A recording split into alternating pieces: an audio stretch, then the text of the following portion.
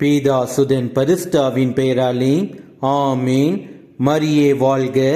இன்றைய வார்த்தை, நீங்கள் செய்கின்ற அனைத்து வேலைகளையும் மனிதருக்காக அல்ல ஆண்டவருக்காகவே செய்கிறீர்கள் என உணர்ந்து உளமாற செய்யுங்கள். Whatever you do, work at it with all your heart as working for the Lord, not for human masters. கொலோசியர் அதிகாரம் 3 வசனம் 23. உழைக்காதவன் உண்ணலாகாது என்கிறார் புனித பவுல்.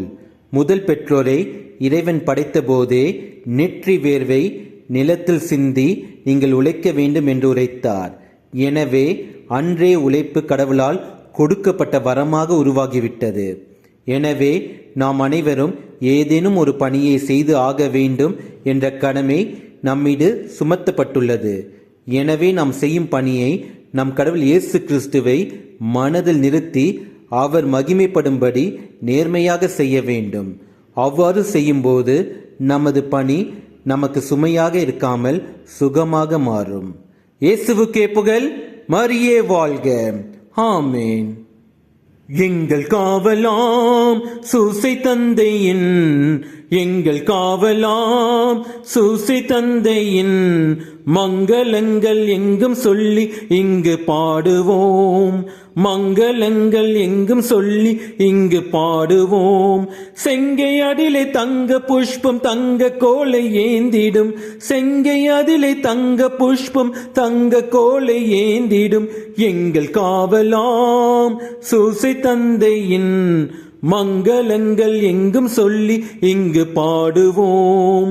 தண்டை என்றுனை வந்து பாடினோம், தண்டை என்றுனை வந்து பாடினோம். உந்தன் மைந்த சொந்தம் என்று இன்று காத்திடாய், உந்தன் மைந்த சொந்தம் என்று இன்று காத்திடாய்.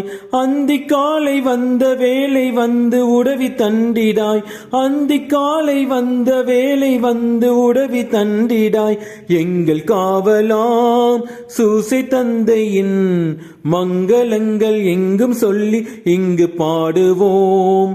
எங்கள் காவலாம் சூசை தந்தையின் மங்களங்கள் எங்கும் சொல்லி இங்கு பாடுவோம்.